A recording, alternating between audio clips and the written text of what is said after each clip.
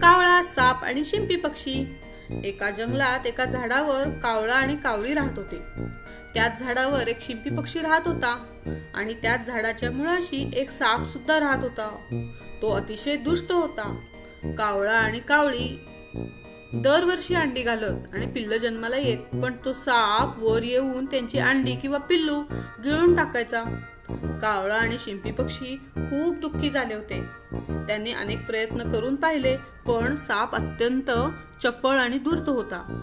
एक दिवस शिंपी पक्षाने एक योजना सुचवली. आपण सापाला मारण्यासाठी बुद्धीचा वापर करू. आपण मनुष्यांच्या मदतीने त्याच्यावर मात करू शकतो. ते दोघे नदीच्या जवळ गेले. राणी नदीमध्ये स्नानासाठी गेली होती. तिच्या दासींनी तिचा हार, सोन्याचा हार, नदीच्या काठी ठेवला होता. तो हार कावळ्याने चोरला आणि चोचीत धरून सापाच्या बिळाजवळ टाकून दिला. राणीचे अंगरक्षक हाराच्या शोधामध्ये त्या बिळाजवळ आले. त्यांनी त्या बिळात सापही पाहिला. त्या बिळात काठी घालून साप त्यांनी मारून टाकला आणि हार परत घेऊन गेले. आता कावळा, कावळी आणि शिंपी पक्षी खूप आनंदी झाले आणि आता त्यांची पिल्लही सुरक्षित आहेत.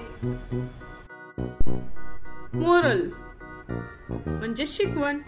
बुद्धी, एकत्रित प्रयत्न आणि धैर्य यामुळे कोणतीही समस्या सोडवता येते. Like, share and subscribe.